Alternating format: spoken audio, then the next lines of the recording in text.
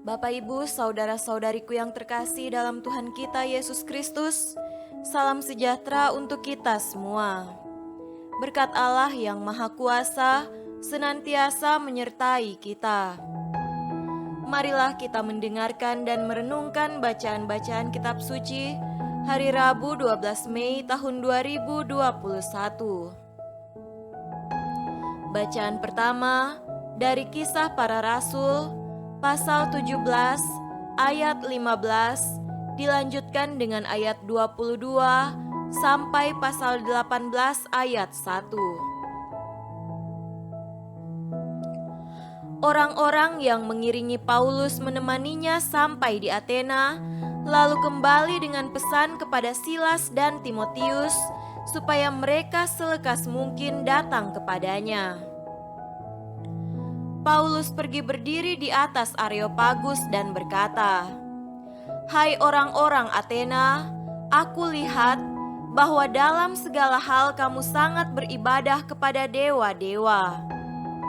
Sebab ketika aku berjalan-jalan di kotamu dan melihat-lihat barang-barang pujaanmu, aku menjumpai juga sebuah mezbah dengan tulisan, kepada Allah yang tidak dikenal. Apa yang kamu sembah tanpa mengenalnya, itulah yang kuberitakan kepada kamu.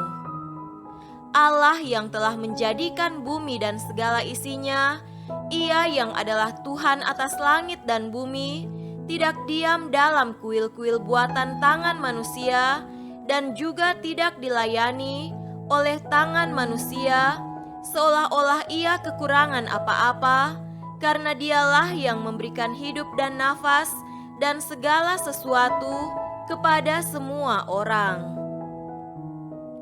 Dari satu orang saja, Ia telah menjadikan semua bangsa dan umat manusia untuk mendiami seluruh muka bumi, dan Ia telah menentukan musim-musim bagi mereka dan batas-batas kediaman mereka, supaya mereka mencari Dia dan mudah-mudahan menjamah dan menemukan Dia, walaupun Ia tidak jauh dari kita masing-masing. Sebab di dalam Dia kita hidup, kita bergerak, kita ada, seperti yang telah juga dikatakan oleh pujangga-pujanggamu. Sebab kita ini dari keturunan Allah juga. Karena kita berasal dari keturunan Allah, kita tidak boleh berpikir bahwa keadaan ilahi sama seperti emas atau perak atau batu, ciptaan kesenian dan keahlian manusia. Dengan tidak memandang lagi zaman kebodohan, maka sekarang Allah memberitakan kepada manusia bahwa di mana-mana semua mereka harus bertobat. Karena Ia telah menetapkan suatu hari pada waktu mana Ia dengan adil akan menghakimi dunia oleh seorang yang telah ditentukannya, sesudah Ia memberikan kepada semua orang suatu bukti tentang hal itu, dengan membangkitkan Dia dari antara orang mati.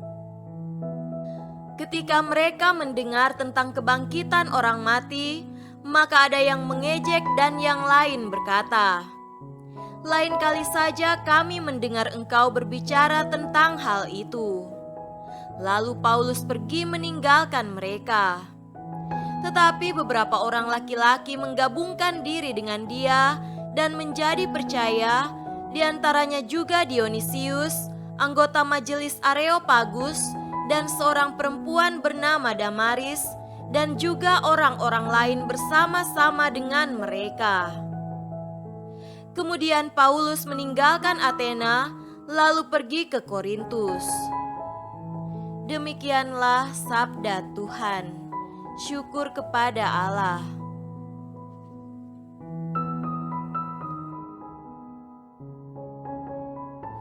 Tuhan beserta kita sekarang dan selama-lamanya. Inilah Injil Yesus Kristus menurut Yohanes. Dimuliakanlah Tuhan. Injil Yohanes pasal 16 ayat 12 sampai 15.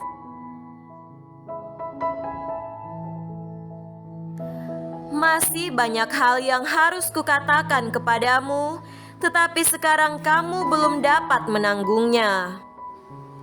Tetapi apabila Ia datang, yaitu Roh kebenaran, Ia akan memimpin kamu ke dalam seluruh kebenaran. Sebab Ia tidak akan berkata-kata dari dirinya sendiri, tetapi segala sesuatu yang didengarnya itulah yang akan dikatakannya, dan Ia akan memberitakan kepadamu hal-hal yang akan datang. Ia akan memuliakan Aku, sebab Ia akan memberitakan kepadamu apa yang diterimanya daripadaku. Segala sesuatu yang Bapa punya adalah Aku punya. Sebab itu Aku berkata, Ia akan memberitakan kepadamu apa yang diterimanya daripadaku.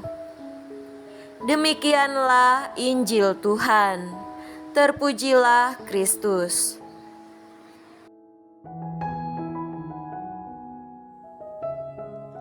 Saudara-saudariku yang terkasih dalam Tuhan kita Yesus Kristus, tema renungan kita pada hari ini adalah Misteri Tritunggal.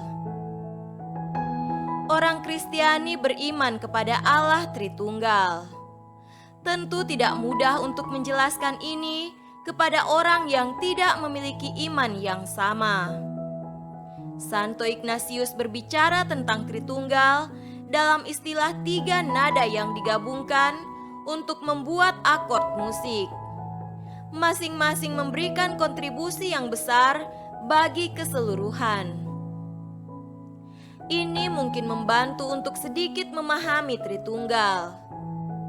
Tetapi yang lebih penting adalah bahwa ketiga pribadi ilahi itu memahami dan mencintai kita. Pada kesempatan doa Angelus 31 Mei tahun 2015, Paus Fransiskus mengingatkan kita bahwa segala sesuatu dalam kehidupan Kristiani berputar di sekitar misteri Tritunggal dan diselesaikan dalam pandangan misteri yang tak terbatas ini. Oleh karena itu, marilah kita berusaha untuk selalu menjaga standar hidup kita tetap tinggi, mengingat untuk tujuan apa, untuk kemuliaan apa kita ada, bekerja, berjuang, menderita, dan untuk pahala yang sangat besar kita dipanggil. Injil yang kita wartakan pada hari ini berbicara mengenai Allah Tritunggal. Penginjil Yohanes menunjukkan kepada kita bahwa Yesus menerima segala sesuatu dari Bapanya dalam kesatuan yang sempurna. Semua milik Bapa adalah milikku, dan Roh menerima dari Bapa dan dari Yesus. Segala sesuatu yang Bapa punya adalah Aku punya. Sebab itu Aku berkata, Ia akan memberitakan kepadamu apa yang diterimanya daripadaku. Dan di bagian lain dari Injil yang sama, jikalau penghibur yang akan kuutus dari Bapa datang, yaitu Roh kebenaran yang keluar dari Bapa, Ia akan bersaksi tentang Aku. Saudaraku yang terkasih, marilah kita menarik dari kebenaran yang agung dan menghibur ini, yakni mengundang Tritunggal Maha Kudus untuk datang kepada kita, tinggal di dalam kita, dan berbicara kepada kita. Ini adalah martabat orang Kristiani yang tak tertandingi yang diucapkan Santo Leo Agung beberapa kali, yaitu ada dalam diri kita misteri Allah, dan dengan demikian kita sudah memiliki kewarganegaraan kita di surga di bumi ini. Artinya, dalam Tritunggal Maha Kudus, sebagai orang Kristiani yang beriman kepada Allah Tritunggal, kita juga diajak untuk senantiasa menyebarkan kasih Allah kepada siapapun, sebagaimana diingatkan oleh Santo Agustinus kepada kita semua. Jika Anda melihat kasih, Anda melihat Tritunggal.